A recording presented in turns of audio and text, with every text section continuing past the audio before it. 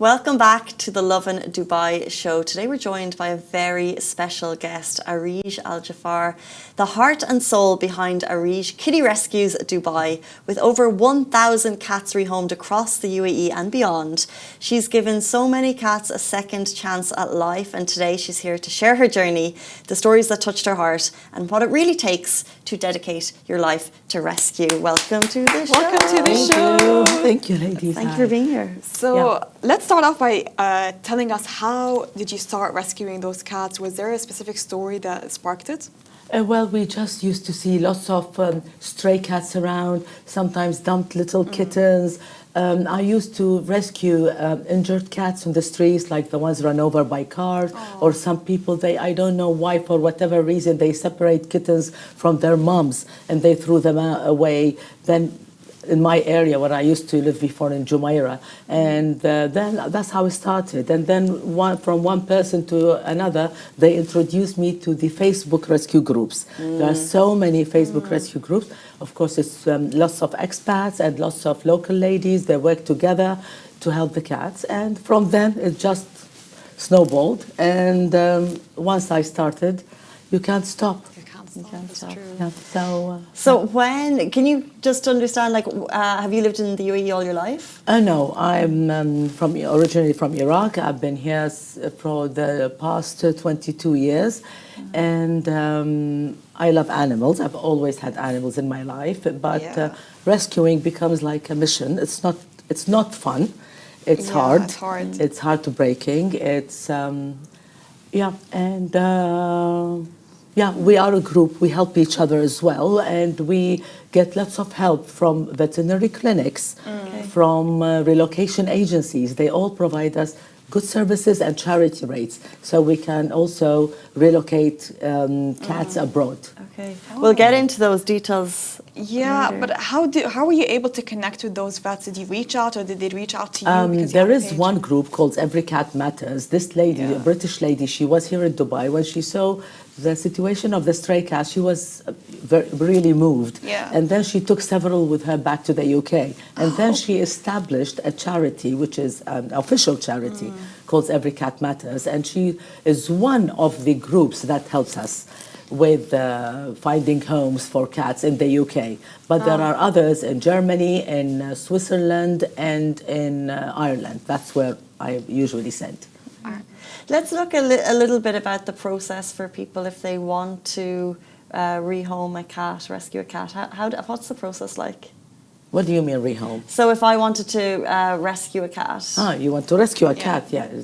So because rehoming is when people, they don't want their own cats, and they start asking others, so that's why we call rehome. Rescue. And, We want to know how people want to rescue, not rehome. Yeah. So yes, the rehome is I ask adopters to fill up adoption questionnaire. They have to pay the clinic directly the cost for vaccination, neutering, deworming, and microchip, which is at a 50% discount. As I said, I deal with 5 clinics in Dubai. They all offer me big discounts for treatment and for the adoption package to do the basic services. This is basic, to get the cat vaccinated, dewormed, neutered, and microchip. And our focus is on neutering. We want to stop this breeding thing. All this, what's happening, what people are dumping the cats on the streets because the numbers are overwhelming. And it's all because of breeding. And they are doing it senselessly. Not all of those people are doing it for trading or business. No, they just have a male and female. They allow them to mate. They make babies. The babies start mating at 6 months old, and it suddenly explodes. From 2 cats, you will end up having 80 in 2 years. So when they're overwhelmed, what will they do? They dump the cats. Oh, no. And so lots of people, unfortunately, they think dumping a cat in a park is okay, it's safe. No, it's not. Home cats cannot survive on the streets.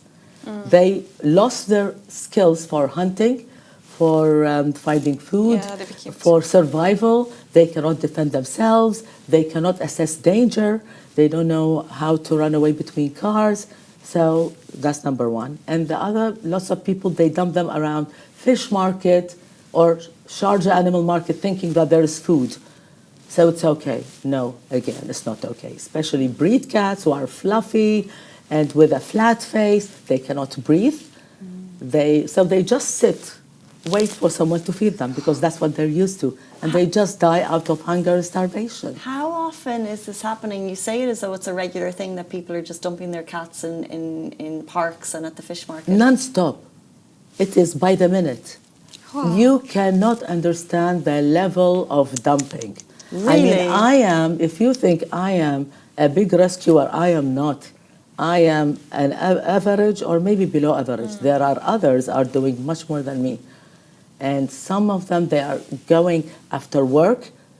They go to feed the cats, stray cats. Then they go collect the stray cats to neuter them and release them back on the streets, the same place, which was called TNR, trap, neuter, and release. Yeah. And others, they go every day to Sharjah Animal Market to pick up the dumped cats, not the strays. The strays are the Arabian Mau cats who've always been on the streets. Okay. When we talk about dump cats, is the ones who had homes and their owners throw them out. Those mostly happens in parks and in Sharjah Animal Market. And lots of rescuers, I don't have the heart to go there. Apparently, it is so heartbreaking. Oh. And to see the scene, especially the way they cannot groom themselves because they don't have saliva anymore. They are so dehydrated. So they are dying from viruses, they are dying from starvation, they are dying from dehydration, which kidney failure. So it is really heartbreaking. And some people, they just take the small kittens and throw them into the rubbish bin. So they go, those rescuers, they start looking into the rubbish bins. They look They around. know to look there? Yeah, and sometimes someone will tell them, it is also word of mouth. they heard, yeah. Like I heard the mewing in the rubbish bin, so people will rush there to try to help. People doing a lot, but whatever we're doing, it's not enough. We still need to stop breeding. This is our main issue, stopping breeding. How can they have the heart to just dump them in the trash? It's crazy. It happens, by the way. It happens a It lot, happens yeah. all over the world. I mean, because we are seeing it's not Yeah. like it's specifically here. No, it happens. Animal abuse is It's everywhere, yeah. Is everywhere.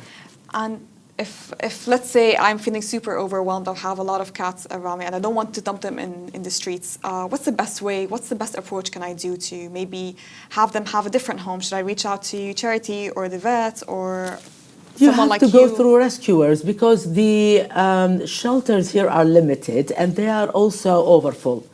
Because again, of the number of cats, which we cannot control, so they end up in shelters. And I know that there is a RAC animal shelter, and I know there is a shelter in Sharjah, and there's one in Abu Dhabi, the Falcon Hospital shelter.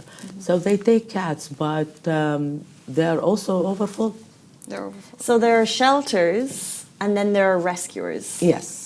And then the rescuers are people like you Yeah. who are daily finding cats who need Yes, homes. or people, they approach me like, some people really heartless, like, I'm leaving tonight, I have 7 cats, can you take them? No. Oh, no. Why you are leaving tonight with 7 cats and no plan? What about plan B, C, D? And all the rescuers rush to Sharjah to distribute those 7 cats. I mean, people do that.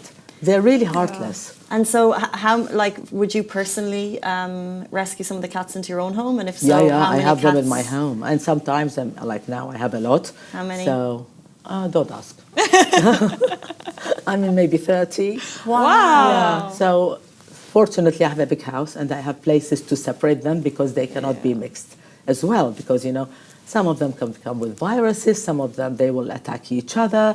So first we have the isolation, they have to be vet checked, then they have to be vaccinated, blah, blah, blah, until back home. Then we can do the introduction with others.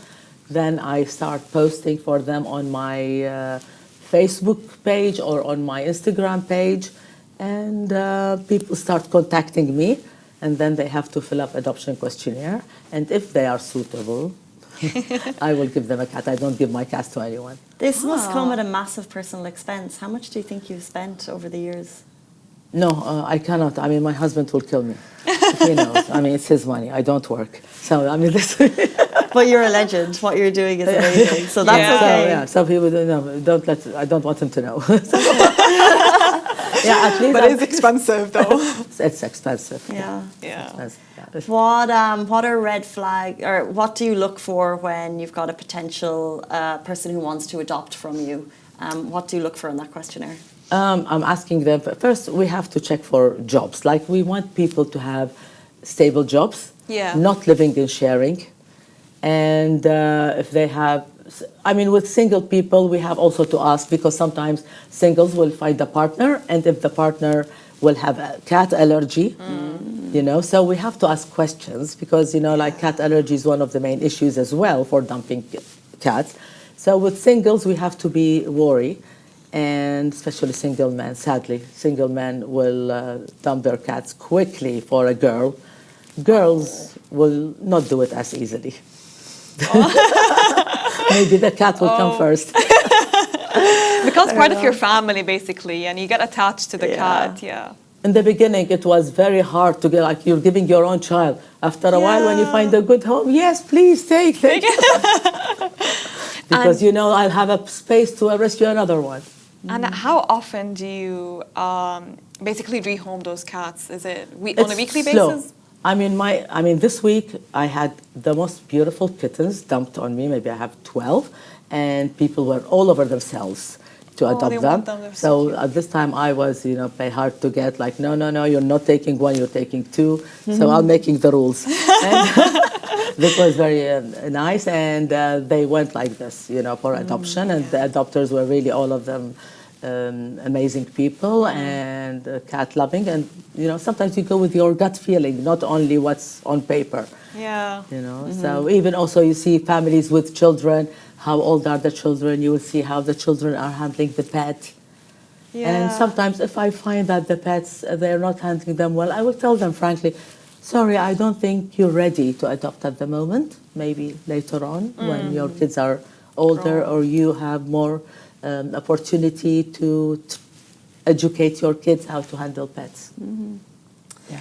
And you also have managed to find homes for cats abroad. How has that worked? Yeah, as I said earlier, with the rescue groups abroad, I advertise on those pages, and sometimes they contact me. Yeah. And I mean, I have through my Instagram, I have lots of people in the West who are contacting me, asking to adopt. And yes, number one is the UK. So I'm sending a new cat soon to the UK, and I'm still looking for more.